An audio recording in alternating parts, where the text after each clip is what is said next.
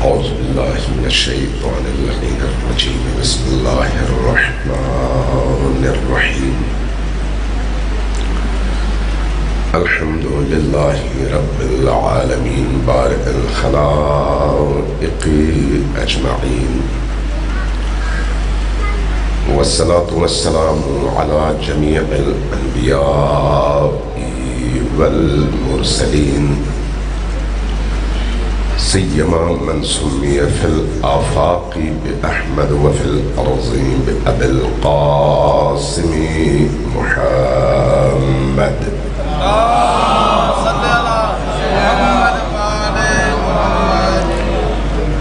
والصلاة والسلام على أولاده الطيبين الطاهرين المعصومين الميامين واللعنة الدائمة على أعدائهم أجمعين من يوم عداوتهم إلى قيام يوم الدين أما بعد فقد قال الله تبارك وتعالى في كتابه المجيد وهو أصدق القائلين وقوله الحق بسم الله الرحمن الرحيم إن الله لا يغير ما بقوم حتى يغيروا ما بأنفسهم صلوات الله عليه.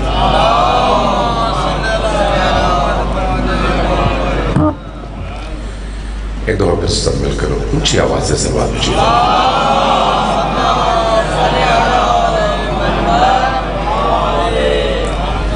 تیسری دفعہ اور زیادہ اونچی آواز سے صلوات بھیجیے.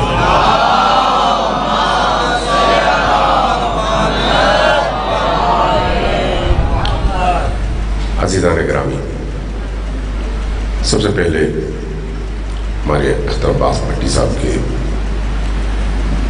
تمام مرحومین کے ایصال ثواب کے لیے اور آپ سب کے تمام مرحومین کے ایصال ثواب اور بلندی درجات کے لیے ایک دفعہ سورہ فاتحہ اور 3 بار سورہ اخلاص کی تلاوت کیجیے. بسم اللہ الحمد للہ العالمین الرحمن الرحیم ایاک نعبد و ایاک نستعین اهدنا الصراط المستقيم صراط الذين أنعمت عليهم غير المغضوب عليهم ولا الضالين.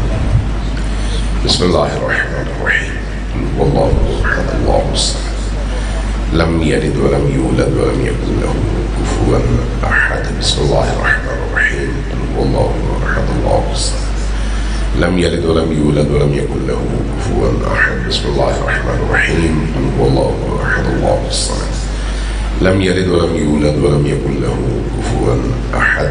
اللهم اغفر له وارحمه واحشره مع محمد وآله الطاهرين. اللهم اغفر للمؤمنين والمؤمنات والمسلمين والمسلمات الأحياء منهم والأموات تابع بيننا وبينهم بالخيرات إنك مجيب الدعوات إنك على كل شيء قدير. صلوات بجيب محمد وعلى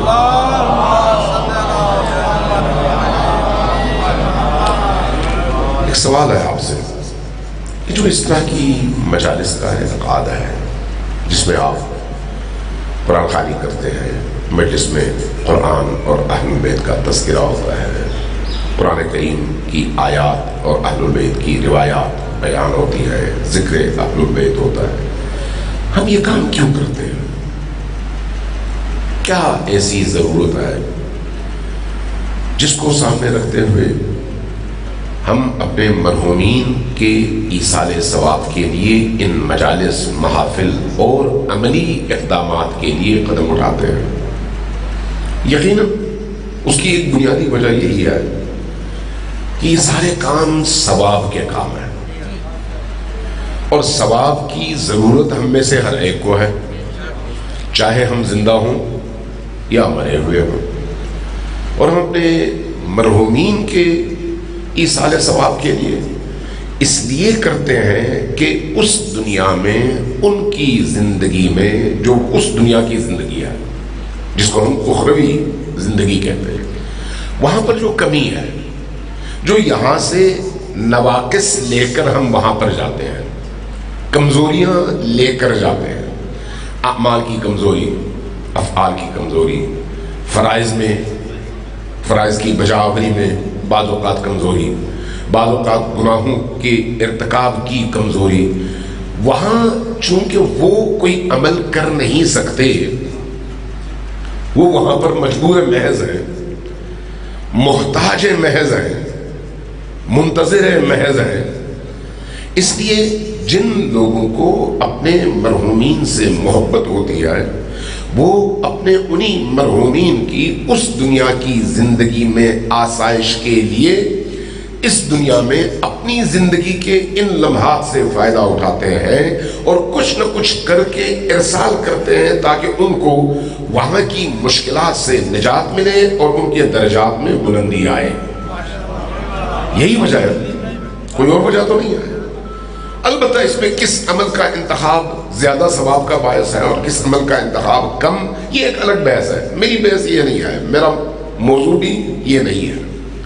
لیکن حقیقت یہ ہے کہ جب انسان اس دنیا سے کٹ کر اس دنیا میں چلا جاتا ہے تو اس کے بعد وہ سراپا محتاج ہو جاتا ہے، سراپا محتاج.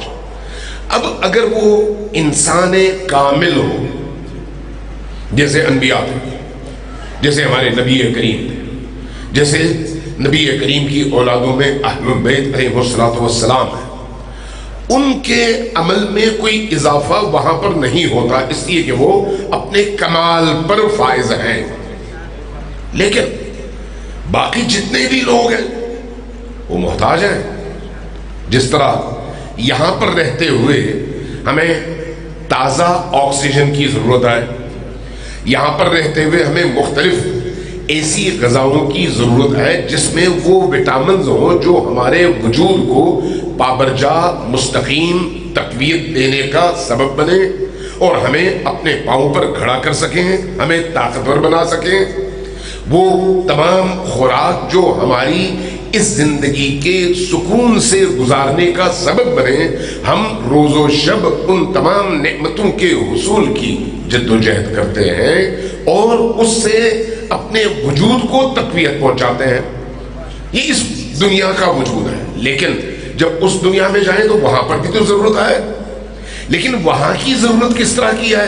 بدن کی نہیں ہے، وہاں پر روح کی ضرورت ہے.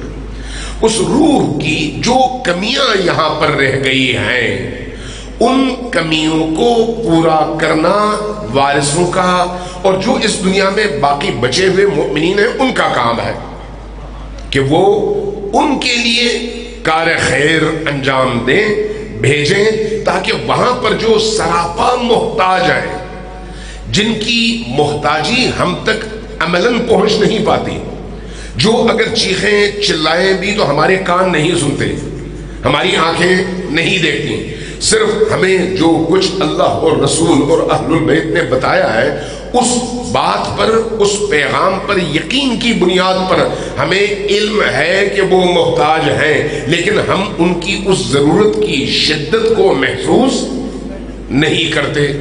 لہذا ہماری ذمہ داری ہے کہ ہم ان مرحومین کے لیے کچھ نہ کچھ کرتے رہیں. تو جب ان مرحومین کے لیے کچھ نہ کچھ کرنا ہماری ذمہ داری ہے تو وہ میرے لیے زیادہ اہم ہے یا میری اپنی ذات اور میرا اپنا وجود؟ سوچنے والی بات ہے. چونکہ آخرت کی دنیا کے حوالے سے قرآن نے ہمیں سمجھایا، اہل البیت نے ہمیں سمجھایا کہ یوم یفر المرء من اخیہ و امہ و ابیہ و زوجتہ و بنیہ. وہ دن وہ ہے جب انسان اس دنیا میں اپنی بیوی سے بھاگے گا، اپنی ماں سے بھاگے گا، اپنے باپ سے بھاگے گا، اپنے بچوں سے بھاگے گا، اپنے بھائیوں سے بھاگے گا. یعنی وہ تمام رشتے جن کے لیے اس دنیا میں وہ حلال و حرام کی تمیز کیے بغیر ہر چیز حاصل کرنے کی کوشش کرتا تھا اور اس کوشش میں وہ خدا کی نافرمانی تک پر تل جاتا تھا. وہاں یہ عالم ہوگا کہ ماں اپنے بچے کو جب دیکھے گی تو کہے گی خدایا اس کو جہنم بھیج بھیج دے لیکن مجھے بچا لے. باپ کہے گا کہ میرے بیٹے کو میری بیٹی کو جہنم بھیج دے لیکن مجھے بچا لے. بچہ کہے گا خدایا میرے والدین کو بے شک جہنم بھیج دے لیکن مجھے بچا لے. وجہ نفسا نفسی کا عالم, وہ دنیا نفسا نفسی کا عالم ہے. اس لیے اس نفسا نفسی سے وہی بچ سکتا ہے جس کی زندگی یہاں پر پاکیزہ گزری ہو, یہاں پر اس نے وہ کام نہ کیا ہو جس سے اللہ نے روکا, اور وہ کام کیا ہو جس کا اللہ نے اس کو حکم دیا ہے. یہ ہے وہ بنیادی ترین بات. اب ایک روایت عرض کر کے میں اپنا موضوع بتاتا ہوں. رسول کریم صلی اللہ علیہ وآلہ وسلم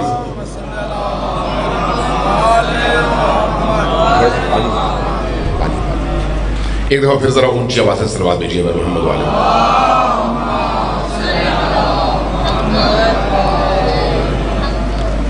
نبی کریم تشریف فرما تھے, ان کے ساتھ اصحاب بھی موجود تھے. بات چھڑی, موت کی بات ہوئی, ارواح کی بات ہوئی. میں صرف مفہوم بتا رہا ہوں, اس طولانی روایت میں نہیں جاتا. آج جمعے کا دن ہے, جمعے کا دن ہے. میں اسی جمعے کے دن کی مناسبت سے ہی یہ روایت, اگر آپ کہیں تو میں روایت کے الفاظ بیان کر دوں ورنہ مفہوم بیان کر دوں, چونکہ الفاظ میں بڑا ٹائم لگ جائے گا ہر ایک کا ترجمہ کر کے. مفہوم میں اس کا خلاصہ بیان کر دوں. فرمایا کہ جب جمعے کا دن ہوتا ہے, توجہ چاہیے آپ کی, توجہ ہے, آخری بندے تک متوجہ ہے کہ میں کیا کہنے لگا ہوں. جب جمعے کا دن آتا ہے اللہ تبارک و تعالیٰ اجازت دیتا ہے ارواح کو, وہ ارواح آسمان زمین پر یعنی اس عالم میں, یہ جو مادی عالم ہے, اس عالم میں وہ روحیں آتی ہیں, اپنے اپنے گھروں کے سامنے کھڑی ہو جاتی ہیں, اپنے اپنے گھروں کے سامنے. ارواح کی نگاہ میں یہ دیواریں مانع نہیں ہیں, ہم اس دیوار کے پیچھے نہیں دیکھ سکتے لیکن روحیں دیکھ سکتی ہیں. لہذا جب آسمان دنیا میں آ کر اپنے گھر کے سامنے وہ روحیں کھڑی ہوتی ہیں تو اپنے گھر والوں کو دیکھتی ہیں. کب؟ جمعے کے دن, یعنی آج کے دن. اپنے گھر والوں کو دیکھنے کے بعد اپنی بیوی کو مخاطب کرتی ہیں, شوہر کو مخاطب کرتی ہیں. بیوی ہے تو شوہر کو, شوہر ہے تو بیوی کو, بچے ہیں تو والدین کو, والدین ہیں تو بچے کو. اگر ایسا فرد ہے جس کے والدین بھی زندہ ہیں, بچے بھی زندہ ہیں, بیوی بھی زندہ ہے, تو پھر وہ ان سب کو مخاطب کرتی ہیں. وہ روحیں مخاطب کر کے کیا کہتی ہیں؟ اے میرے اہل و عیال, اے میرے بھائی, اے میری بیوی, اے میرے بیٹے, اے میری بیٹیوں, اے میری ماں, اے میرے والد, میں غریب ہوں, میں مسکین ہوں, میں محتاج ہوں, یہاں پر میرے دست و بازو بند ہے, کچھ نہیں کر سکتا. جو کچھ ہے وہ تمہارے پاس ہے, جو کچھ تمہارے ہاتھ میں ہے یہ وہی تھا جو پہلے میری ملکیت تھی. میں چلا گیا, مالک تم بن گئے. اب میں اس دنیا میں ان تمام چیزوں کا حساب دے رہا ہوں جو میں تمہارے لیے چھوڑ کے گیا ہوں. فائدہ تم اٹھا رہے ہو, وہاں پر عذاب میں جھیل رہا ہوں. اس لیے خدا را تھوڑا سا مجھے بھی عطا کر دو, تھوڑا سا مجھے بھی عطا کر دو. یہ وہ روحیں کہتی ہیں, گریا کرتی ہیں. پھر یہاں تک نوبت پہنچتی ہے کہ روحیں کہتی ہیں لوگوں, میرے عزیزوں, یہ کل میرے ہاتھ میں تھا, آج تمہارے ہاتھ میں, کل تمہارے ہاتھ میں بھی نہیں رہے گا. جب تک زندہ ہو خرچ کرو, دو, صرف اپنے لیے نہ سوچو, اس دنیا کے لیے سوچو جس دنیا میں اس وقت ہم ہیں. اس وقت اگر تم کسی غریب بھوکے کو ایک لقمہ دو گے تو اللہ تمہیں اس دنیا میں بھی اور اس دنیا میں بھی محتاجی سے بے نیاز کر دے گا. تم ہماری نیت سے کسی بھوکے کو کھانا کھلا دو, کسی پیاسے کو پانی پلا دو, کسی جانور کی بھوک مٹا دو، کسی غریب کو تن کے کپڑے پہنا دو، لیکن کرو ضرور، چاہے وہ 1 درہم کے برابر ہو۔ یہ میں روایت کے مفہوم سے آپ کو آشنا کروں، چاہے اتنا ہی کیوں نہ ہو ضرور کرو، اس لیے اگر یہ نہیں کرو گے تو ہم یہاں پر محتاج ہیں، ہم بہت پریشان ہیں، ہم بہت مضطر ہیں، ہم بہت اذیت اور تکلیف میں ہیں۔ رسول کریم فرماتے ہیں کہ جب راوی کہتا ہے جب رسول کریم نے یہاں تک یہ باتیں فرمائی، یہ مفاہیم ارشاد فرمائے، تو اس کے بعد پھر اتنا روئے کہ آپ کی آنکھوں سے آنسو گر کر آپ کے رخسار اور آپ کی داڑھی مبارک کو تر کرتے رہے آنسو کے قطرے، اور آپ کو دیکھ کر ہم سب روتے رہے۔ کچھ دیر خاموشی چھا گئی، رسول کریم کی زبان سے کوئی بات نکل نہیں پا رہی تھی، اتنا ہچکیاں لے کر رو رہے تھے۔ اور اس کے بعد فرمایا، لوگوں یہ وہی لوگ ہیں اور انہی کی روحیں ہیں جو کل تک تمہارے درمیان تھی، تمہارے اپنے بھائی تھے، تمہارے اپنے دوست تھے، تمہارے اپنے ساتھ کھیلتے کودتے اٹھتے بیٹھتے آتے جاتے تھے، تمہارے ساتھ معاملات میں شریک تھے۔ آج وہ اس دنیا میں جانے کے بعد سراپا ضرورت اور احتیاج بن کر تمہارے سامنے ہاتھ پھیلا رہے ہیں، اور تم بے نیاز ہو، ان سے بالکل تعلق نہیں رکھ رہے ہو، ان کا خیال رکھو۔ یہ صرف ان کے لیے نہیں ہے جو جا چکے ہیں، یہ ہمارے لیے بھی ہے۔ ہم میں سے کس کو پتا ہے کہ آج رات ہم نے دیکھنی ہے؟ کس کو پتا ہے کہ کل کے چڑھتے سورج کو ہم اپنی نگاہوں سے دیکھ پائیں گے؟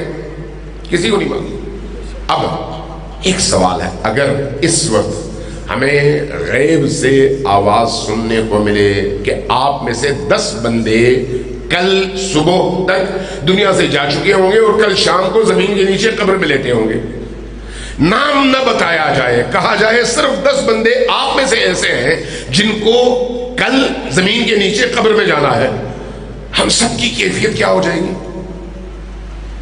کیا ہم رات سکون سے سو پائیں گے؟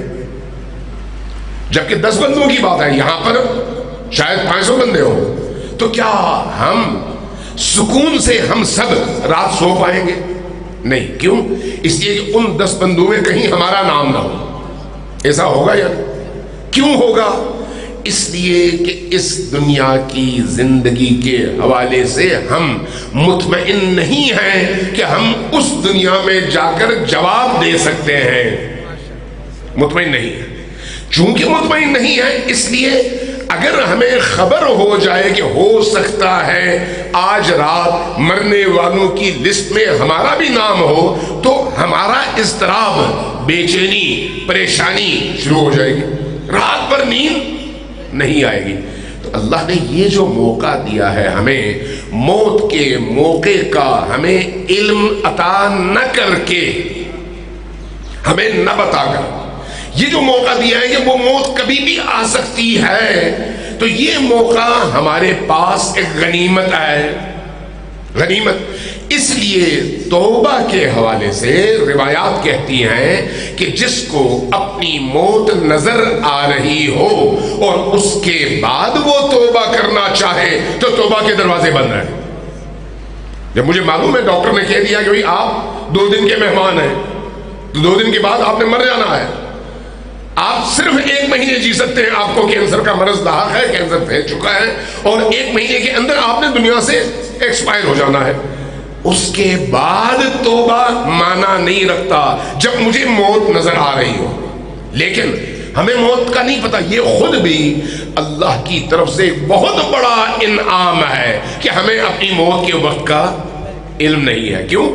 2 جہتوں سے، ایک اس جہت اور اس پہلو سے بہت بڑا انعام ہے کہ اللہ نے ہمیں ہماری موت کا وقت نہ بتا کر ہمیں پرسکون زندگی گزارنے کا موقع عطا کیا ہے۔ پہلا اس کا فائدہ یہ ہے، اور دوسرا فائدہ یہ ہے کہ موت کا وقت نہ بتا کر ہمارے لیے زندگی کے آخری لمحے تک توبہ کے دروازے کھول دیے۔ آخری لمحے تک ابھی مجھے نہیں معلوم 5 منٹ بعد میں مر جاؤں گا، مجھے نہیں معلوم. اگر میں ابھی سجدے میں گر کر اللہ سے وعدہ کروں خدایا اب تک جو ہوا تو معاف کر دے، اس کے بعد میں کوئی تیری نافرمانی نہیں کروں گا، صدق دل سے یہ کہہ کر میں سجدے پر اپنی پیشانی رکھوں اور اس کے بعد اٹھوں، امام بارگاہ سے نکلتے ہوئے دروازے ہی پر مجھے موت آ جائے تو یہ جو چند لمحے میری زندگی کے باقی تھے چونکہ میرے علم میں نہیں تھا، اس لیے وہ جو میری کمٹمنٹ اللہ سے ہوئی ہے کہ میں نے کہا خدایا مجھے معاف کر دے، اللہ معاف کر دیتا ہے اور میری بخشش ہو جاتی ہے. اس لیے کہ میں نے موت کی اس ٹائمنگ سے لا علم رہتے ہوئے اللہ سے کمٹمنٹ کی اور ارادہ ظاہر کر دیا کہ آئندہ میں تیری نافرمانی نہیں کروں گا. یہ اللہ کی طرف سے ایک بہت بڑی نعمت ہے. اس کو ہم کیسے اویل کریں؟ واجبات اور فرائض کی ادائیگی اور محرمات سے بچ کر. یہ یاد رکھیے علی والا وہی ہوتا ہے جس کے اندر علی کی صفات زندہ ہوں. علی کا نام لینے سے علی والا کوئی نہیں بنتا، یہ ذہن میں رکھیں. ہم عام طور پر علی کے نام کے نشئی تو ہو گئے ہیں لیکن علی کے فضائل اپنے اندر پیدا کرتے ہوئے ہمیں موت آتی ہے، جبکہ علی اس کا ہے جس کی زندگی علی وار اور علی کی طرف سے گزرے. علی اس کا امام ہے جو علی کی راہ پر چلتا ہو، جو علی کی راہ مغرب کی طرف ہے اور جس کا رستہ مشرق کی طرف ہے وہ کیسے کہہ سکتا ہے کہ میں علی کی راہ کا راہی ہوں؟ چاہے صبح سے شام تک علی کا نام لے. بہت سارے ایسے لوگ ہیں جو اپنے گلے میں موتیوں کی مالا پہنے سال سال بغیر نہائے علی علی کرتے رہتے. آپ کا کیا خیال ہے؟ علی راضی ہے؟ آپ اپنی عقل سے سوچیں، قرآن کے ذریعے سے دیکھیں، خود علی کے کلام میں دیکھیں. علی رحمت خدا کا برترین مظہر ہے. علی نور خدا کا کائنات میں برترین، روشن ترین اور کامل ترین مظہر ہے. علی سے کائنات میں نورانیت ہے، روشنی ہے. کائنات میں جتنا نور ہے، چاہے وہ سورج کا نور ہو، چاند کا نور ہو، ستاروں کا نور ہو، دلوں کا نور ہو، اگر ہے تو یہ علی کی ولایت کی نورانیت کی وجہ سے نور ہے. علی وہ ہستی ہے. اب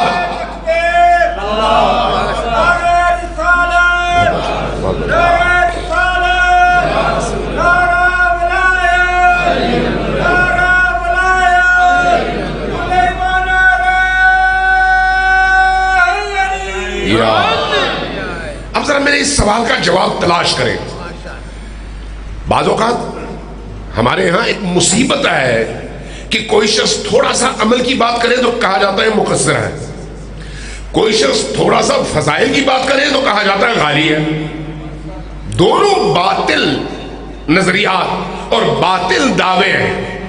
نہ عمل کی دعوت مقصریت ہے اور نہ ہی اہل البیت کی فضیلتوں کو بیان کرنا غالیت ہے. وہ بھی فرض ہے، یہ بھی فرض ہے. وہ بھی ایمان کا حصہ ہے، یہ بھی ایمان کا حصہ ہے. یہ اس کے بغیر کامل نہیں ہے، وہ اس کے بغیر کامل نہیں ہے. چونکہ علی خود نور خدا کے اس مظہر کا نام ہے جس کی ابتدا سے انتہا تک کی ساری زندگی عمل سے عبارت ہے. ساری زندگی ان کی ولایت بھی عمل سے عبارت ہے، ان کا جہاد بھی عمل سے عبارت ہے، ان کی عبادتیں بھی عمل سے عبادت ہے. اس لیے علی کا عشق، علی کی مودت، علی کی محبت وہی حقیقی محبت ہے جو ہمارے دلوں کو علی سے جوڑ کر اس طرح سے ہمیں میدان میں کھڑا کر سکے کہ جو بھی علی کی راہ کا دشمن ہو ہم بھی علی کی طرح سے اس کے مقابلے میں کھڑے رہ سکیں۔ یہ علی کی محبت کا عملی اظہار ہے، عملی اظہار۔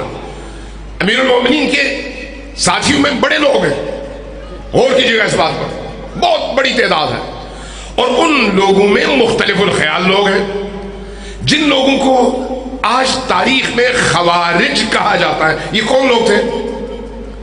علی کے لشکر کے سپہ سالار اور صحابی اور سپاہی تھے یا نہیں تھے؟ تھے یا نہیں تھے؟ آپ سے پوچھ رہا ہوں۔ خوارج علی کے لشکر کے ساتھی تھے یا نہیں تھے؟ جہنم میں ہیں یا جنت میں؟ کیوں ہیں؟ وہ تو علی کے لشکر کے تھے، اس لیے کہ علی کی راہ سے ہٹ گئے۔ علی کی راہ سے کس معاملے میں ہٹے؟ دو ہی راہیں ہیں علی کی جو وراثت ہے، ایک علی کی ولایت اور اطاعت، اور دوسری علی کی طرح سے عبادت اور بندگی۔ ایک ولایت اور اطاعت اور دوسری بندگی، عبودیت اور اعمال۔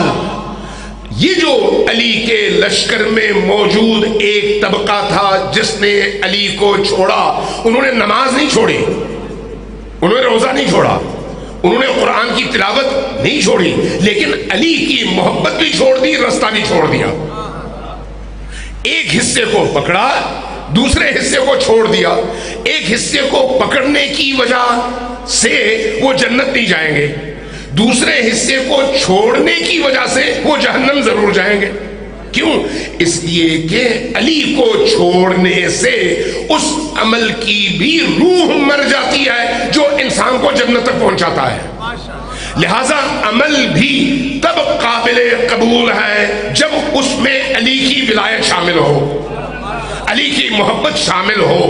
علی کی محبت اور ولایت کے بغیر عمل کبھی بھی انسان کو خدا تک پہنچا نہیں سکتا،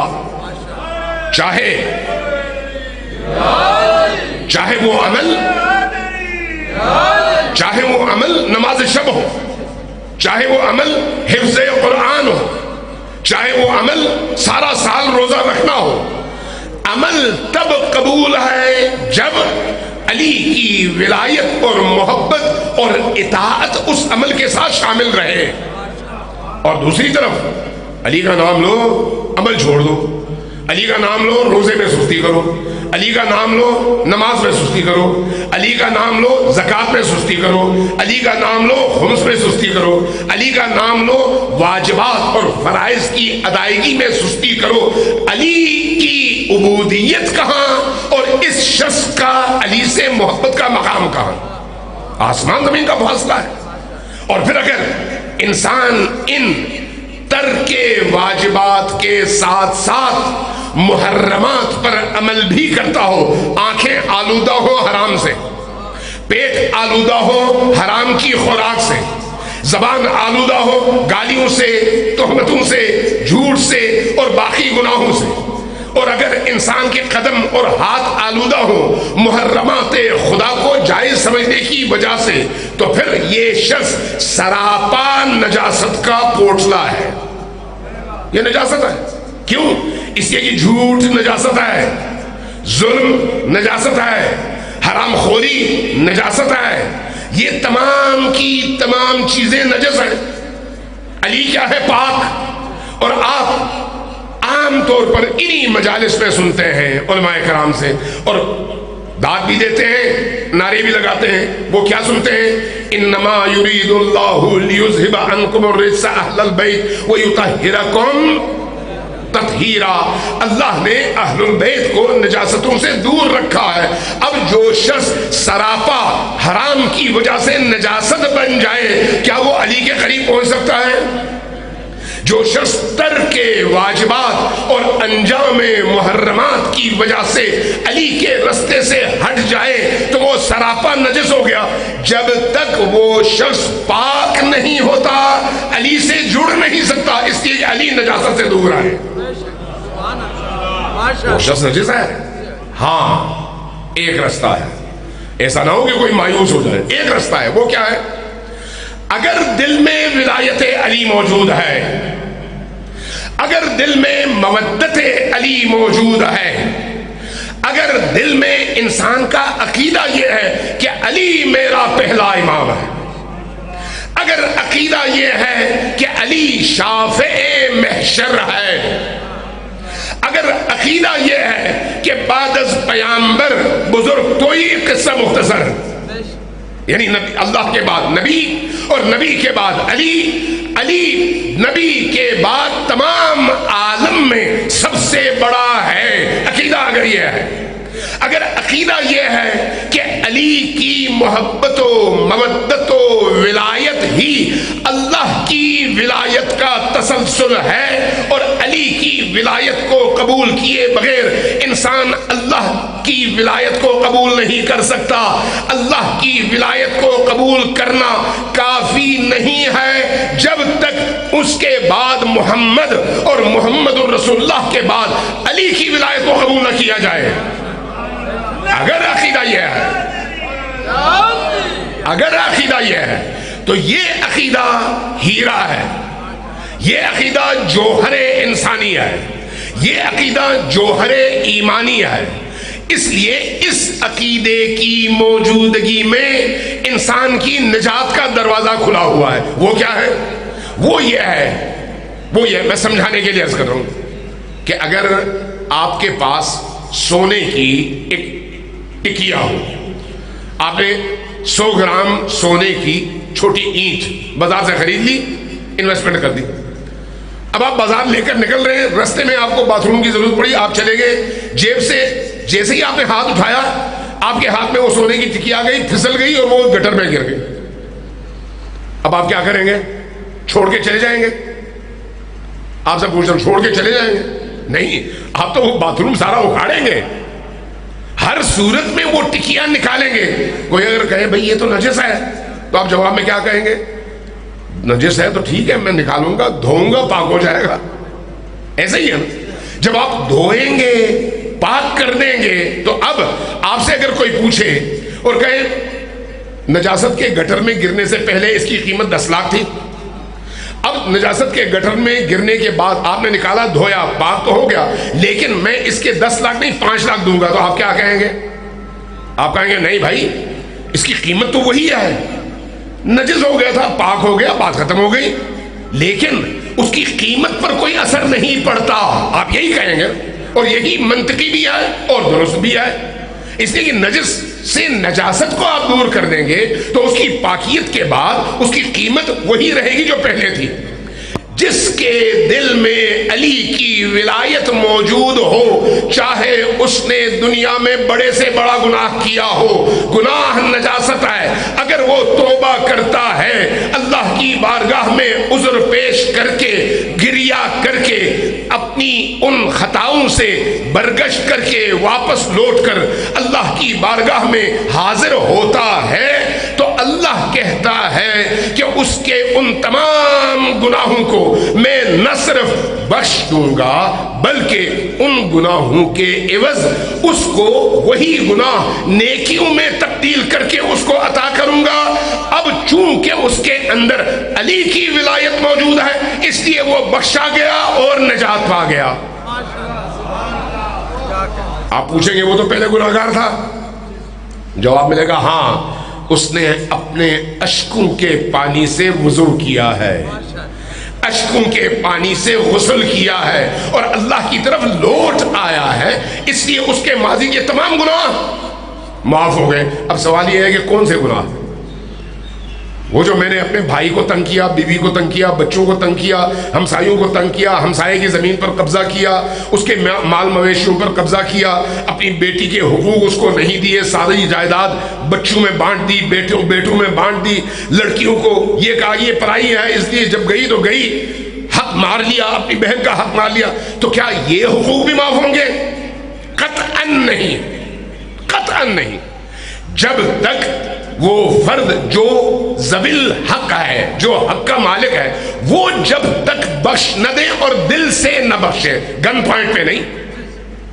جس طرح بعض جگہوں میں اپنی بہن کو، بیٹی کو مجبور کیا جاتا ہے، لکھ دو کہ میں نے بخش دیا، وہ دل میں ناراض ہے، کہتی ہے میں کیسے بخشوں، میرا حق تھا، لیکن اتنا پریشرائز کیا جاتا ہے کہ وہ بیچاری مجبور ہو کر کہتی ہے ٹھیک ہے بھائی جاؤ میری جان چھوڑ دو میں نے بخش دیا، لیکن دل میں وہ ناراض ہے۔ وہ جو دل کی ناراضگی ہے بتاتی ہے کہ یہ راضی نہیں ہے۔ لہذا اگر حق الناس ہم نے بخشوا لیے تو وہ جو حق اللہ ہے وہ اللہ بخش بھی دے گا، اور نہ صرف بخشے گا بلکہ ہمارے انہی گناہوں کو نیکیوں میں تبدیل کر کے ہمیں اجر کی صورت میں اس دنیا میں بھی اور اس دنیا میں بھی عطا فرمائے گا۔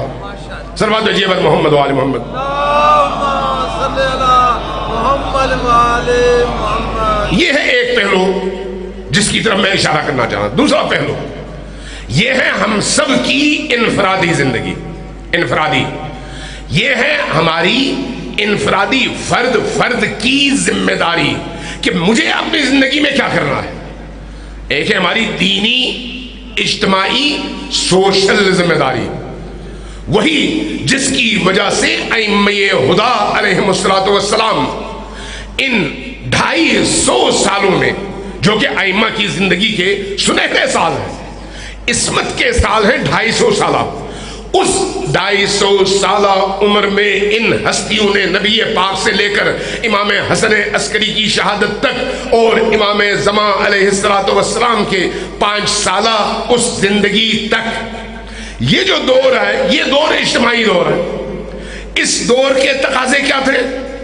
جہاں نماز آپ نے پڑھی، جہاں روزہ آپ نے رکھا، جہاں پر علی کی ولایت پر قائم رہے، وہیں پر آپ نے معاشرے کے اندر امر بالمعروف کرنا ہے، معاشرے کے اندر نہی عن المنکر کرنا ہے، لوگوں کو برائی سے روکنا ہے، لوگوں کو اچھائی کی ترغیب دلانی ہے۔ کوئی نماز نہیں پڑھتا اس کو نماز کی محبت کے ساتھ، پیار کے ساتھ دعوت بھی دینی ہے اور اس کو مسجد بھی لے کر آنا ہے۔ کوئی عزاداری میں کوتاہی کرتا ہے تو اس کو پیار اور محبت سے عزاداری کی طرف لے کر آنا ہے۔ کسی کے دل میں اہل البیت کی محبت کمزور ہے تو اس کمزور محبت کو طاقتور محبت میں تبدیل کرنے کے لیے آپ نے جد و جہد کرنی ہے۔ اور اس کے ساتھ ساتھ اگر کوئی علی اور علی کے رب کا دشمن ہے تو علی اور اس کے رب کے دشمن کے مقابلے میں آپ نے پوری قوت کے ساتھ کھڑے بھی ہونا ہے اور مقابلہ بھی کرنا ہے۔ یہ آپ کی وہ اجتماعی زندگی ہے۔ یہ اجتماعی زندگی اہل البیت نے گزاری ہے، لہذا اہل البیت کی 250 سالہ زندگی پر جب آپ غور کرتے ہیں تو کیا دیکھتے ہیں؟ آپ ان کی انفرادی زندگی کی عبادتیں بھی دیکھتے ہیں اور اجتماعی زندگی کی جد و جہد بھی، یہاں تک کہ تمام کے تمام ائمہ علی سے لے کر امام حسن العسکری تک جام شہادت نوش کرتے ہوئے نظر آتے ہیں۔ کیوں جام شہادت؟ اگر ہمارے ہاں کی طرح کے وہ نیک اور پارسا لوگ ہوتے جن کو کوئی پریشانی نہ تھی، کھانا پینا، مریدوں سے کھیلنا، مریدوں سے نذرانے وصول کرنا، مسجد میں پہلی صف میں کھڑے ہو جانا اور اس کے بعد اپنی زندگی آرام سے گزارنا، تو پھر کوئی امام شہید نہ ہوتا نہیں ہوتا۔ آج بھی آپ اپنے ارد گرد دیکھیں، بڑے بڑے پیر ہیں موجود، بڑے بڑے پیر، ان تمام پیروں کی زندگی کو آپ دیکھ لیں۔ بعض پیر تو ایسے ہیں جن کے گھروں میں آپ کے بڑے بڑے سربراہان مملکت، وزراء، سیاستدان، جرنیلز جایا کرتے ہیں، اپنی بےزتی بھی کرواتے ہیں، دعا لے کے واپس آتے ہیں، سمجھتے ہیں یہ بڑا پیر ہے، ہماری حاجات پوری ہوتی ہیں۔ جو اس طرح کے پیر ہیں نہ ان کو کوئی جان کا خطرہ ہوتا ہے، نہ ان کو کوئی مال کا خطرہ ہوتا ہے، نہ ان کو کوئی اجتماعی خطرہ ہوتا ہے۔ کیوں؟ اس لیے کہ ان کا کام نماز پڑھنا، عبادت کرنا، لوگوں کو دعائیں دینا اور لوگوں کو جنت کی بشارت دینا ہے۔ خطرہ کس کو ہوتا ہے؟ وہ شخص خطرے سے دوچار ہوتا ہے جو اپنے زمانے کے طاغوت کے سامنے کھڑا ہو، جو اپنے زمانے کے فرعون کے سامنے کھڑا ہو، جو اپنے زمانے کے اللہ کے دشمنوں کے سامنے اللہ کے دین کی حفاظت کے لیے کھڑا ہو، وہی خطرے سے دوچار ہوتا ہے۔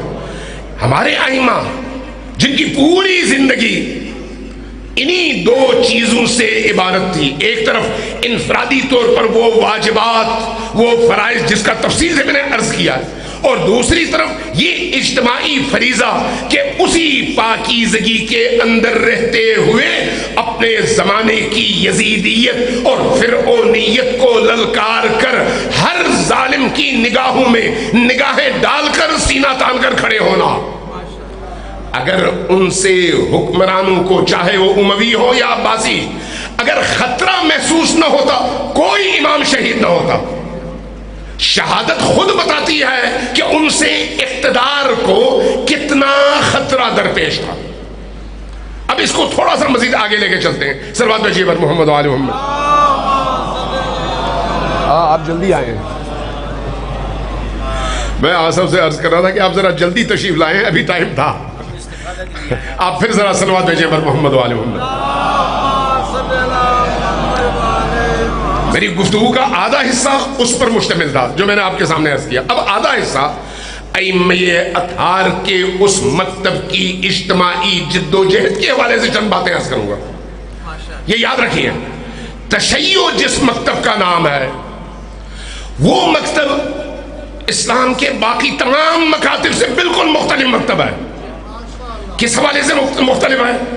نماز کے حوالے سے مختلف نہیں ہے، روزے کے حوالے سے مختلف نہیں ہے، باقی فرائض اور عبادات کے حوالے سے جو انفرادی ہیں مختلف نہیں ہیں۔ ہاں جزئی اختلافات موجود ہیں، جس طرح شیعہ فقہا میں ہیں اسی طرح سے شیعہ اور باقی مکاتب کے درمیان بھی کہیں ہاتھ باندھنے، کہیں ہاتھ کھولنے، کہیں ادھر ادھر دیکھ کر سلام پھیر رہے، کہیں بالکل سامنے دیکھتے ہوئے سلام پھیر رہے، وغیرہ وغیرہ چھوٹے چھوٹے اختلافات موجود ہیں۔ یہ کوئی بڑا اختلاف نہیں ہے، لیکن اختلاف کہاں پر ہے؟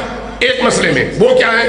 وہ یہ ہے کہ جن ائمہ کو آپ نے اپنا ولی سمجھا، علی سے لے کر علی کے آخری بیٹے تک، ان کی جو اجتماعی روح ہے وہ اجتماعی روح سربلندی کی روح ہے، وہ اجتماعی روح شجاعت کی روح ہے، وہ اجتماعی روح غیرت و حمیت کی روح ہے، وہ اجتماعی روح بہادری کے ساتھ میدان میں ڈٹنے کی روح ہے، وہ اجتماعی روح قوم کو بیدار کرنے کی روح ہے، وہ اجتماعی روح انسانوں کو ظلم کے مقابلے میں کھڑا کرنے کی روح ہے، صرف شیعوں کو نہیں، انسانوں کو، اس لیے کہ انسان خدا کی مخلوق ہے، اور یہ ہستیاں اگرچہ اپنی ولایت کے دائرے میں اگر دیکھا جائے تو ان کے پیروکاروں کے لیے حجت ہیں، لیکن عملاً اگر دیکھا جائے تو یہ اللہ کے ولی ہونے کی حیثیت سے اللہ کی تمام مخلوقات کے لیے حجت ہے،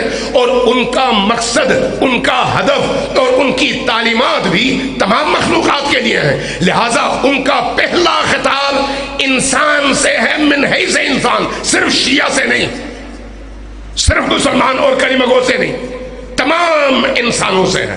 اس لیے یہ سارے اولیاء تمام انسانوں کی ہدایت کے لیے آئے ہیں۔ یہی وجہ ہے کہ مکتب تشیع کے ان ائمہ کی زندگی میں جو پہلو سورج کی طرح سے طول تاریخ میں روشن رہے، اور وہ روشن باب انہوں نے اپنی اس عملی زندگی میں رقم کیا، جس کی وجہ سے مکتب تشیع باقی تمام مکاتب پر فوقیت بھی رکھتا ہے اور سربلند بھی ہے، وہ ان کی زندگی کا یہی اجتماعی پہلو ہے۔ یہی وجہ ہے جتنے بھی مکاتب ہیں، مکاتب، مسالک، افکار، اگر آپ دیکھیں تو جو قربانیاں علی اور آل علی نے دی ہیں اسلام کی تاریخ میں کسی نے نہیں دی۔ اسلام کی تاریخ میں عبودیت اور بندگی کی صرف بات نہیں کر رہا ہے انفرادی زندگی میں، یہ قربانیاں اجتماعی زندگی میں پیش آتی ہیں، اور وہی اجتماعی زندگی میں ان قربانیوں کے لیے تیار رہتا ہے جو اپنی جان ہتھیلی پر لے کر میدان میں اترتا ہو۔ آپ کہیں گے مختلف ائمہ نے تقیہ بھی کیا، بالکل کیا، لیکن ہر ایک نے تقیہ نہیں کیا۔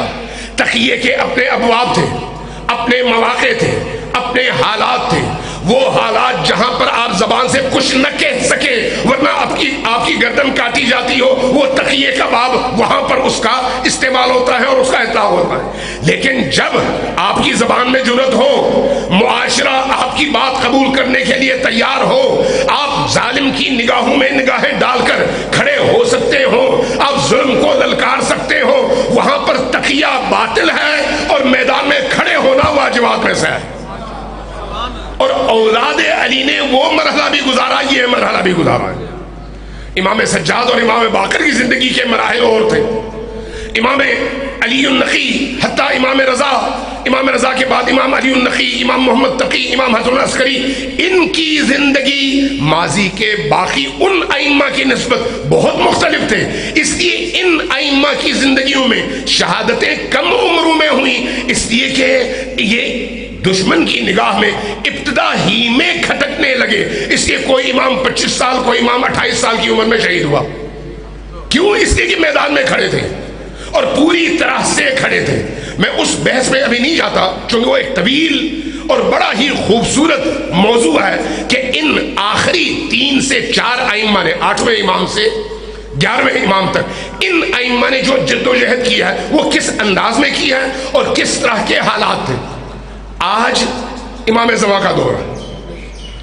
امام زمان کے اس دور میں کربلا کے واقعے کے بعد سے تشیع ہمیشہ پریشر میں اور دشمنوں کے نرغے میں رہی، لیکن وقت کے گزرنے کے ساتھ ساتھ وہی روح جو کربلائی روح ہے جس کو ان ائمہ نے اپنے دور میں زندہ کیا، آج جس مقام پر ہے، تھوڑی سی توجہ آپ کی چاہیے، آج جس مقام پر یہ مکتب ہے، نبی کریم کے بعد سے لے کر آج تک یہ مکتب اتنے بلند مقام پر کبھی نہیں گیا. آج جس مقام پر ہے، آج تشیع جس عالمگیر قوت اور طاقت کا نام ہے، طول تاریخ میں کبھی ایسا موقع نہیں آیا. آج تشیع جو عزت، جو مقبولیت، جو احترام اور جو سٹیٹس حاصل ہے صرف مسلمانوں میں نہیں بلکہ انسانی معاشرے میں، وہ مقام اس سے پہلے کبھی حاصل نہیں رہا. آج لوگ جس انداز میں اس مکتب کو دیکھتے ہیں، جو بھی دیکھتا ہے یہ جملہ کہنے پر مجبور ہو جاتا ہے کہ یہ مکتب علی کے بیٹوں کا مکتب ہے، اس لیے ذلت سے دور ہے.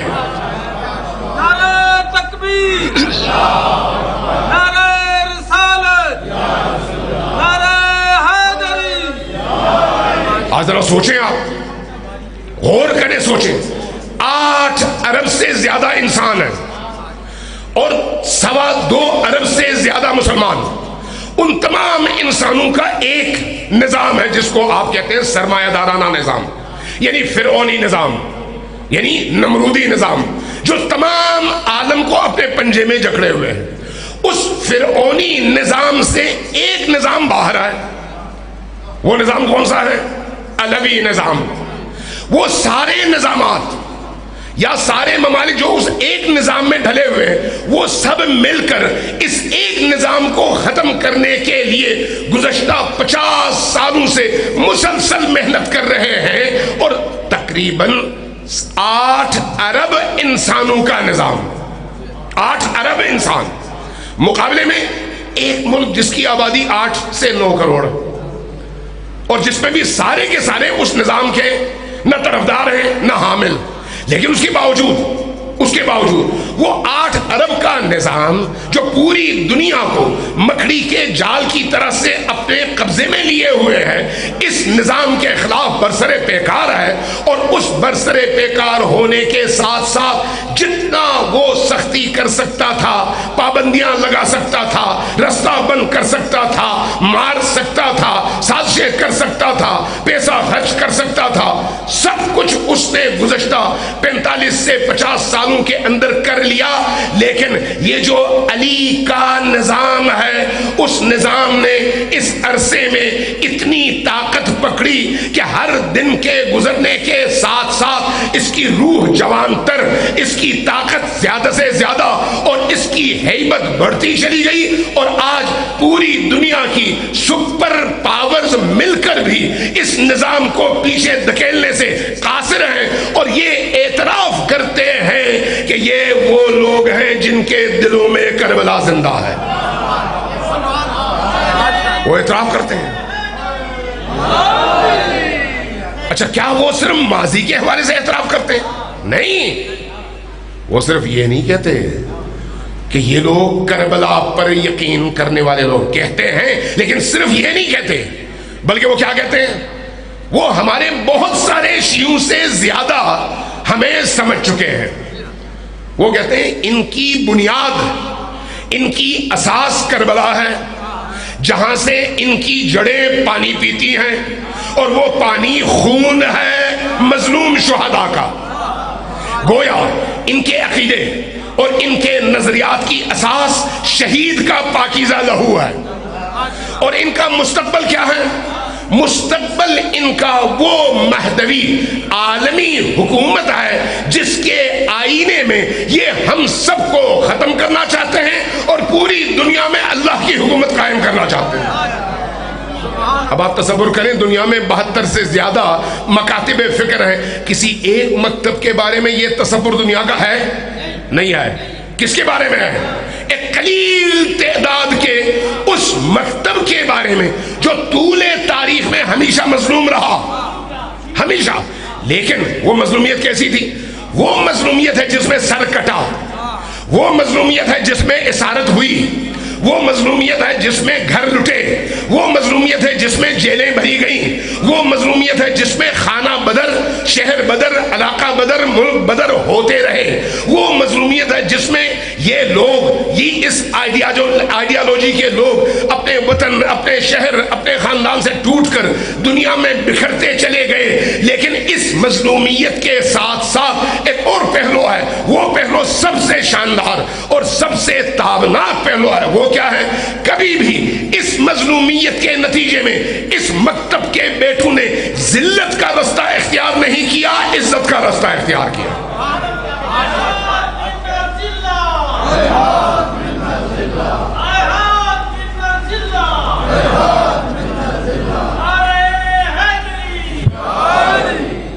اور یہ تعلیم کہاں سے ملی؟ کربلا سے. اگر آپ بن سلمان کی آج سے 10 سال 11 سال پہلے 12 سال پہلے اس کا ایک انٹرویو ہے العربیہ میں، جب اس نے یہ انٹرویو دیا تو ہم نے اس کا ترجمہ کیا تھا اس دور میں. وہ آپ سنیں.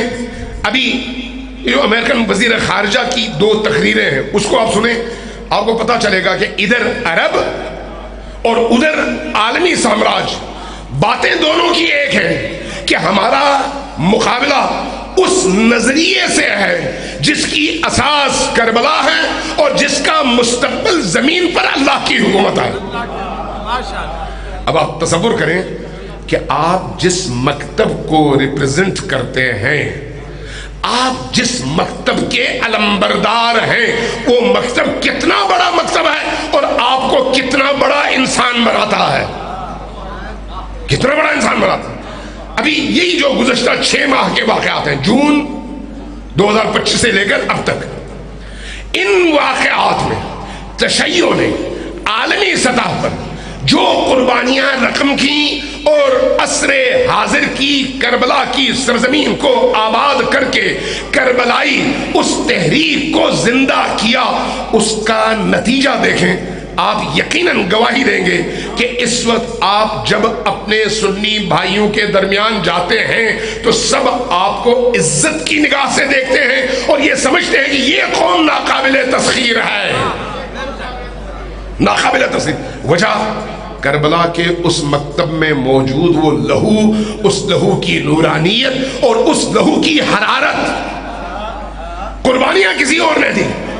قربانیاں لبنانیوں نے دی، قربانیاں یمنیوں نے دی، قربانیاں عراقیوں نے دی، قربانیاں شاید شام میں موجود ان مجاہدوں نے دی، قربانیاں فلسطینیوں نے دی، لیکن دنیا بھر میں موجود مظلوم اور علی کے ماننے والوں کا سینہ بھی چوڑا ہو گیا اور سر بھی بلند ہو گیا۔ ابھی میں انہی دنوں کئی میرے سفر یادگار رہے کہ میں ملتان ایئرپورٹ پہ اترا تو جیسے ہی میں جہاز سے اترا اندر لاؤنج میں گیا، سامنے سے 3 مولانا حضرات دوڑتے ہوئے میرے پاس آئے۔ پہلے انہوں نے مجھ سے تصدیق مانگی، آپ ہی ہیں؟ میں نے کہا جی، چونکہ میں عام لباس میں تھا تو کہا کہ ہم نے پہچانا تو تھا لیکن شک تھا۔ پھر اس کے بعد کہا ہم آپ کو مبارکباد پیش کرنے آئے ہیں۔ میں نے کہا کیوں؟ کہا پہلے اپنا تعارف کرواتے ہیں۔ کہا کہ ہمارا تعلق جامعہ بنوریا سے ہے اور وہاں پر ہم پڑھاتے ہیں، تینوں حضرات پڑھاتے ہیں اور وہاں پر مدرس اور معلم ہیں، علماء، لمبی لمبی داڑیاں اور بھرا ہوا بدن۔ کہنے لگے کہ ہم پہلے سپاہ صحابہ میں تھے، پہلے آپ لوگوں کو کافر سمجھتے تھے، ان ایام میں جو کچھ ہم نے اپنی آنکھوں سے دیکھا ہماری آنکھوں سے پٹی اتر گئی، اب ہمارا خیال ہے کہ اگر کوئی حقیقی مسلمان ہے تو وہ آپ ہی ہیں۔ قربانی کس نے دی اور اس کا پھل کون کاٹ رہا ہے؟ پھر انہوں نے مل کے تصویریں اتاری، پھر اس کے بعد کہا کہ اب ہمیں یقین ہے کہ ہم جب سوشل میڈیا پہ یہ تصویریں چڑھائیں گے تو بہت سارے لوگ ہماری تکفیر کریں گے کہ یہ لوگ بک گئے، لیکن اب دل گواہی دیتا ہے کہ آپ کا رستہ حق ہے اور آپ ہی درست ہیں۔ کب؟ جب قربانیاں دی جاتی ہیں، جب میدان میں قوم کھڑی ہوتی ہے۔ میں بحیرہ میں اترا نماز کے لیے، نماز پڑھ کے جب میں باہر آیا تو میرے جو ساتھی تھے وہ باہر کھڑے انتظار کر رہے تھے۔ انہوں نے کہا کہ کچھ لوگ جب آپ اندر گئے اس وقت سے آپ کے منتظر ہیں۔ میں جیسے ہی نکلا وہ لپک کے اونچا قد، لمبی داڑیاں اور داڑیاں بھی بہت نیچے تک، بڑے پرتپاک انداز میں ملے۔ انہوں نے بھی وہی کام کیا، پہلے تصدیق کی کہ آپ ہی ہیں۔ میں نے کہا جی، تو اس کے بعد کہا کہ ہم آپ کو خراج تحسین پیش کرنے آئے ہیں کہ آپ لوگوں نے مسلم امہ کو آبرو بخشی اور ہم سب کا سر استعمار، استکبار، طاغوت اور دنیا کے 2 ایٹمی اسلام اور خدا کے دشمن ممالک کے سامنے اور پوری دنیا کے سامنے وہ عزت عطا کی کہ ہمارا سر بلند ہو گیا ہے۔ یہ کس کا کمال ہے؟ علی کے مکتب کا، علی کے مکتب کا۔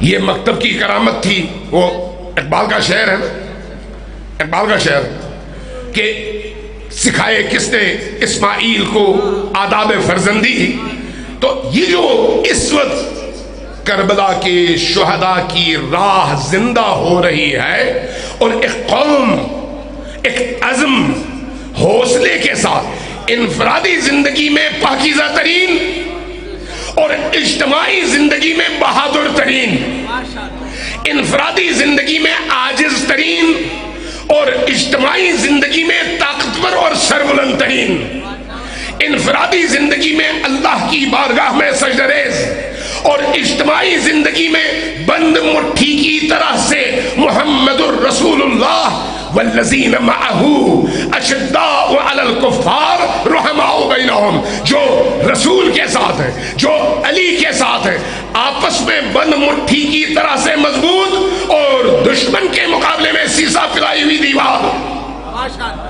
یہ کس کی وجہ سے؟ ان شہداء کے پاکیزہ لہو کی وجہ سے۔ یہاں تک کس نے پہنچایا؟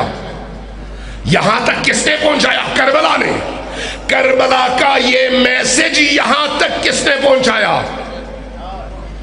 کربلا کا یہ پیغام ہمارے معاشرے کے اندر ہماری روحوں کو کربلا کے اس پیغام میں کس نے ڈھالا؟ سوال یہ ہے۔ اب یہاں پر آپ کو پہچاننا پڑے گا۔ ایک ہے وہ ممبر جو آنسو بٹورے آپ کی جیب سے فیس لے کر جیب خالی کرے اور اپنی دنیا بنائے۔ ایک ہے وہ ممبر، ایک ہے وہ ممبر جو آپ کو قربانی دینا سکھائے، جرأت سکھائے، حوصلہ دے، آپ کو آپ کی شناخت دے، آپ کو آپ کے اسلاف سے جوڑ دے، کربلا کی روح کو آپ کے بدن میں زندہ کر کے آپ کے چھوٹے سے معاشرے کو، چھوٹی سی تعداد کو وہ ہمت دے، وہ حوصلہ دے کہ خدا گواہ بنے، کم من فئۃ قلیلۃ غلبت فئۃ کثیرۃ باذن اللہ، کہ ہم نے اس سے پہلے کئی ایسے چھوٹے چھوٹے گروہ تھے جو چھوٹے تھے، کم تھے، کمزور تھے، لیکن ان کو ان سے کئی گنا بڑے بڑے لشکروں پر فوقیت دی، غلبہ دیا، کامیابی دی۔ آج وہ ممبر جو حوصلہ دیتا ہے، وہ ممبر جو ایمان میں اضافہ کرتا ہے، وہ ممبر جو خون دینا سکھاتا ہے، وہ ممبر جو واجبات کی ادائیگی کے ساتھ ساتھ انفرادی زندگی کی پاکیزگی کے ساتھ ساتھ اجتماعی زندگی میں طاغوت کے مقابلے میں کھڑا ہونے کا درس دے کر آپ کو ڈائریکٹ حسین ابن علی سے جوڑتا ہے، اس ممبر نے آج تشیع کو زندہ کیا ہے۔ اور اس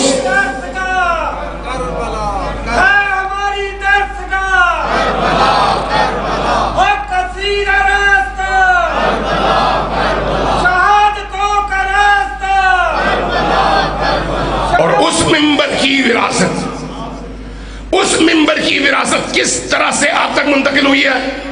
روایتی طور و طریقوں سے نہیں، آپ کے اجتہاد کے دروازے سے، مجتہدین کے دروازے سے، مرجعیت کے دروازے سے ہوتے ہوتے آج آپ تک پہنچی ہے۔ اور آج آپ دیکھتے ہیں کہ دنیا میں آپ یعنی مکتب تشیع کے ایک مرجع کو، ایک مجتہد کو ایک نشانہ بنایا جاتا ہے، اور پوری دنیا کی سپر پاورز مقابلے میں کھڑی ہوتی ہیں، لیکن اس بوڑھے بزرگ کمزور نہیں لیکن کو ہے استقامت، کربلا کی روح کے پیامبر، سر بلند، ہمت اور حوصلے کا پہاڑ، جب اس بڑھاپے میں دو جملے کہتا ہے، مثلی لا یبایع مثل یزید، مجھ جیسا جو حسین کا پیروکار ہو، ٹرمپ جیسے کی جو یزید کا بیٹا ہے، بیعت نہیں کر سکتا۔ اور اسی ایک جملے کی بنیاد پر اپنی قربانی کے لیے تیار ہوتا ہے، بچوں کی قربانی کے لیے تیار ہوتا ہے، اہل خانہ کی قربانی کے لیے تیار ہوتا ہے۔ جب اس سے کہا جاتا ہے آپ جان بچائیں، آپ کو محفوظ مقامات پر لے جائیں تاکہ آپ قوم کی رہبری کر سکیں، تو کیا کہتے ہیں کہ عام انسان اگر اپنی جان نہیں بچا سکتا تو مجھے بھی حق حاصل نہیں ہے کہ میں ان پناہگاہوں میں جاؤں، میں میدان میں کھڑا رہوں گا اور مقابلہ کروں گا۔ یہ کہاں کی تعلیم ہے؟ مدینہ والوں کی تعلیم نہیں ہے، کربلا والوں کی تعلیم ہے، مکہ والوں کی تعلیم نہیں ہے، میدان کربلا والوں کی تعلیم ہے۔ اب وہی فقیہ، وہی مجتہد، وہی مرجع تقلید۔ آخری دو جملے مز کر رہا ہوں، آخری دو۔ آپ ذرا تصور کریں، ہم یہاں پر کس بات پر لڑتے ہیں؟ وہ نمازی، یہ عزادار، نمازی اور ہے عزادار اور ہے۔ نہیں بھائی، اگر عزادار نمازی نہیں ہے تو اس کی عزاداری کا کوئی فائدہ نہیں ہے، نمازی عزادار نہیں ہے تو اس کی نماز کا کوئی فائدہ نہیں ہے، اس لیے کہ عزاداری ولایت اہل البیت کی روح ہے، اور نماز عبودیت اور بندگی کا اظہار ہے۔ انسان کامل تب بنتا ہے جب دونوں کو لے کر چلے۔ ہماری اس مرجعیت نے یہ بات ثابت کی، اس مرجعیت۔ ابھی کچھ عرصے پہلے آپ کا اپنا خطہ بھی اور ساری دنیا بیماری کا شکار رہی۔ کون سی بیماری تھی جس نے پوری دنیا کو اپنے دامن میں سمیٹ لیا تھا؟ کرونا۔ ایران میں ہر روز 500 سے 1000 لوگ مرتے تھے، بڑی حساسیت تھی۔ آپ کو یاد ہوگا امام رضا کا حرم بند ہو گیا تھا، حضرت معصومہ کا حرم بند ہو گیا تھا، جمعے کی نمازیں بند ہو گئی تھی، جماعت کی نمازیں بند ہو گئی تھی ایک لمبے عرصے تک۔ تاریخ میں کبھی ایسا نہیں ہوا، تاریخ میں، لیکن اب مجبوری تھی۔ اب اس عالم میں محرم کے ایام آئے، ذرا سوچئے اللہ نے آپ کو کیسا مرجع، کیسا مجتہد، कैसा फकीह दिया, और कितने बेवकूफ और महरूम लोग हैं जो इन फुक़हा और इन मुज्तहिदीन और मराजे के हवाले से अपनी जबान गंदी करते हैं। मुहर्रम आ गया, सारे बड़े बड़े इलाकों में अज़ादारी के हवाले से कहा गया कि नहीं, इसको फैलाएं, फासले इस तरह से रखेंगे लोग इकट्ठे ना हों, कानूनन भी। और मराजे ने हुक्म भी दिया कि जान बचाओ, दूसरे की जान को खतरे में ना डालो अपनी किसी गलती की वजह से। रहबर हुसैनिया इमाम खुमैनी में तेहरान में वो हर साल अज़ादारी करते थे, हर साल मजलिसों का इनकाद करते थे। अब उनकी टीम के लोगों ने कहा इस दफा फिर अज़ादारी नहीं होगी। कहा नहीं, जरूर होगी। तो कहा कैसे होगी जब सारी दुनिया में और पूरे ईरान में हर जगह हर चीज बंद है, लॉकडाउन है, अज़ादारी कैसे होगी? कहा होगी, यहां पर अज़ादारी बंद नहीं होगी। तो कहा कैसे होगी? कहा अज़ादार मैं होऊंगा, एक खतीब आएगा, वो बयान करेगा, मैं सामने बैठ के सुनूंगा, 2 बंदे लेकिन फासले के साथ। कहा अच्छा चलो ठीक है। अब वो खतीब बता रहे थे, कह रहे थे मुझे जब दावत मिली तो मैं गया, मैंने देखा हुसैनिया पूरा खाली है, रहबर मिंबर के सामने बैठे, कुर्सी लगा के, सर झुकाए, मेरी खिताबत या मेरी गुफ्तगू और जिक्र इमाम हुसैन सुनने के लिए तशरीफ फरमाए। एक दो उनके मुहाफिजीन बिल्कुल कोने में इधर उधर दूर बैठे हुए ताकि जो कोरोना के तकाजे हैं उनको भी पूरा किया जा सके। कहने में मिंबर पर तो चढ़ा, मिंबर की कोई 8-9 सीढ़ियां थी और ऊपर बैठते हैं आमतौर पर ईरान में, इराक में इस तरह के अहले मिंबर। तो कहने लगे जब मैं ऊपर वाली सबसे ऊपर वाली सीट पर बैठ गया, मैंने देखा रहबर बिल्कुल नीचे और मैं ऊपर बैठा हुआ हूं, तो मुझे हया आई। रहबर की अजमत ने मुझे मरऊब किया, मैं शर्मिंदा हुआ। मैं करीब आने की जुर्रत इसलिए नहीं कर सकता था कि कोरोना है। मैंने ऊपर से ही आवाज दी, मुझे अब शर्म महसूस हो रही है कि मैं इतनी बुलंदी पर बैठा हूं और आप जमीन पर सामे बनकर बैठे हुए, मैं कैसे आपसे गुफ्तगू करूंगा, कैसे तकरीर करूंगा, मुझसे तो नहीं होगी। एक जुमला फरमाया कि ये जिक्र हुसैन है, जिक्र हुसैन की महफिल में मैं अज़ादार भी हूं और सामे भी हूं, इसलिए मुझे नीचे ही बैठना है।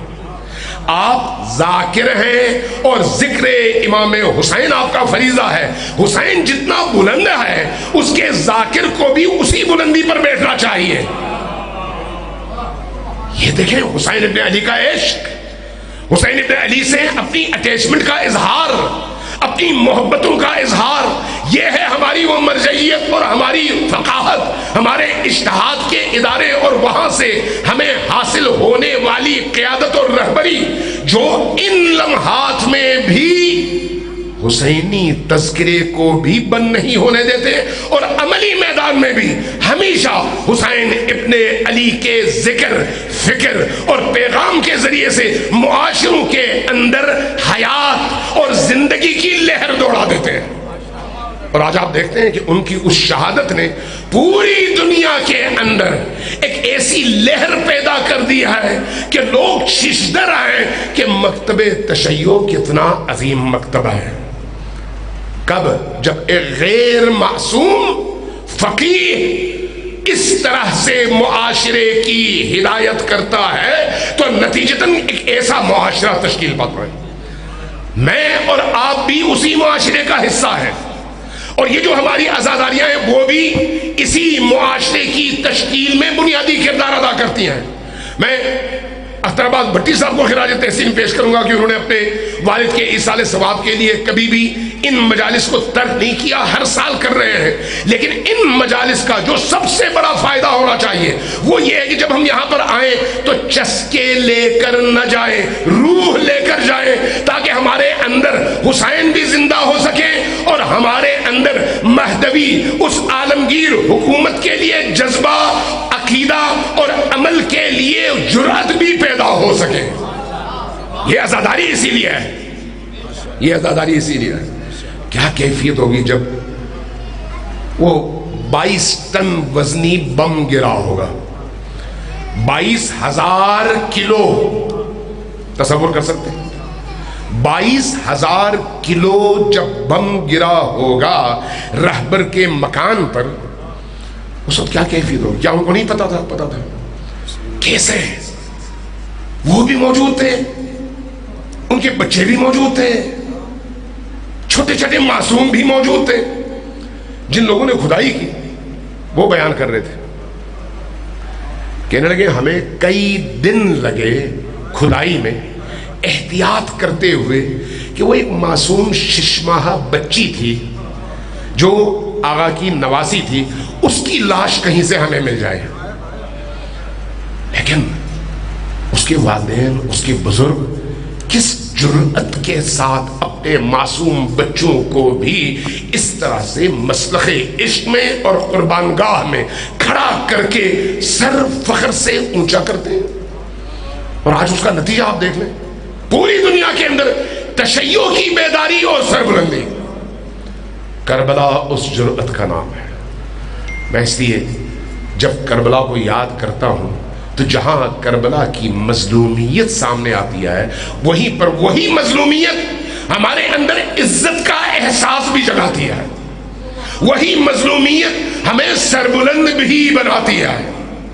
مظلومیت بہت سخت ہے، لیکن اس مظلومیت میں اگر عزت ہو تو وہ مظلومیت بہت میٹھی ہے.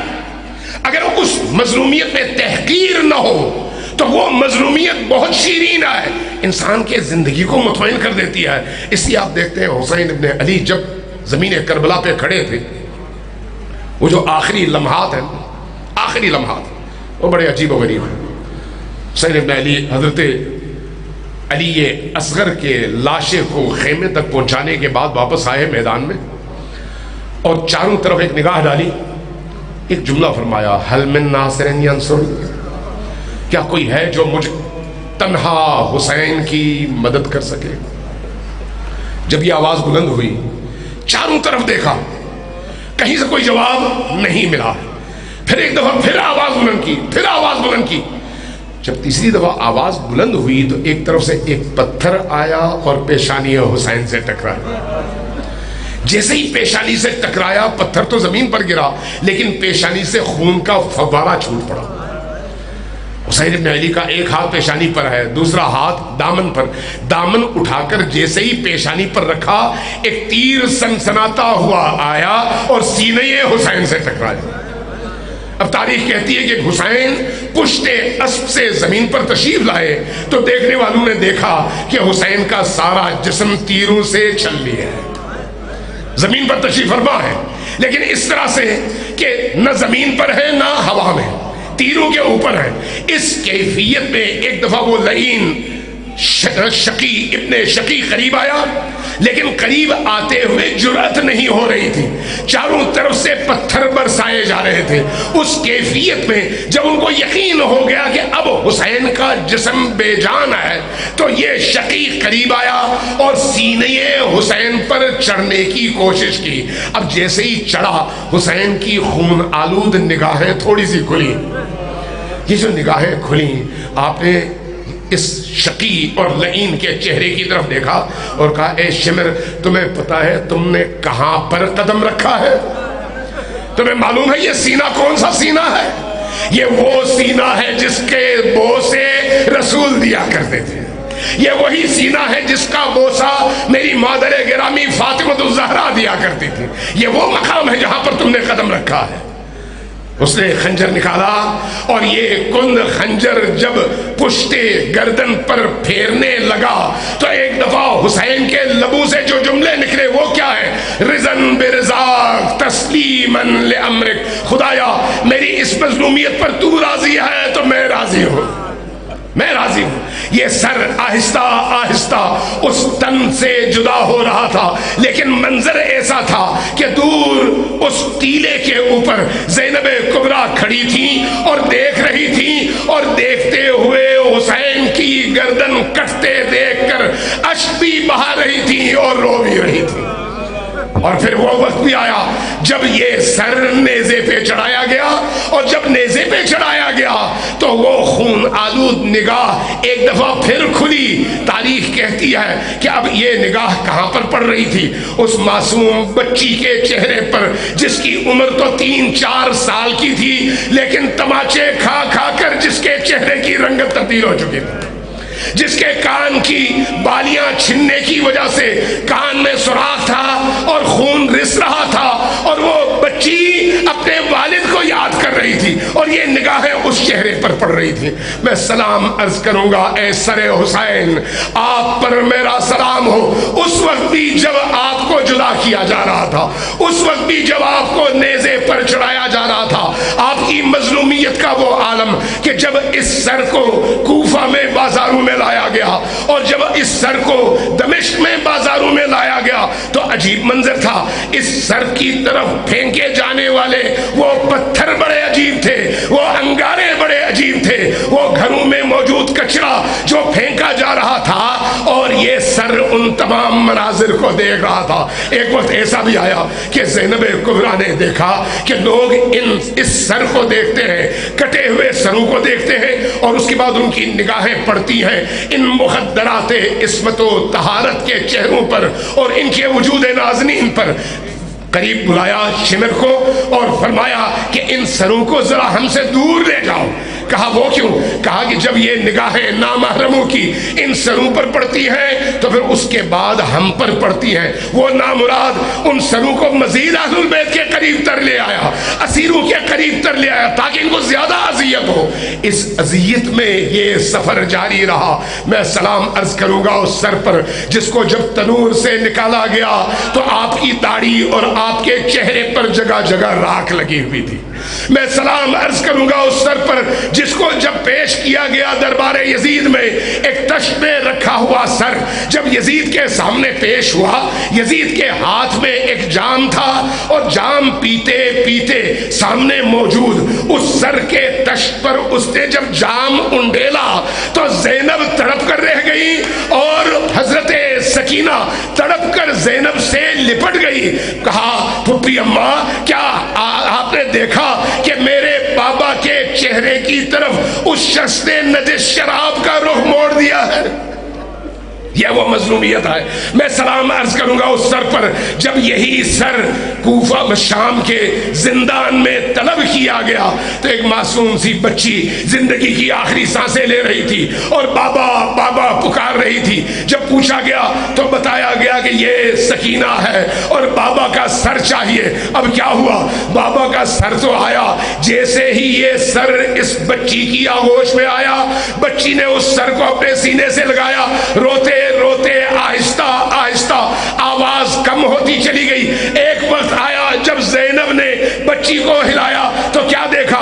بچی بھی بابا کی بارگاہ میں پہنچ چکی. انا للہ و انا الیہ راجعون وسيعلم الذين ظلموا أي منقلب ينقلبون.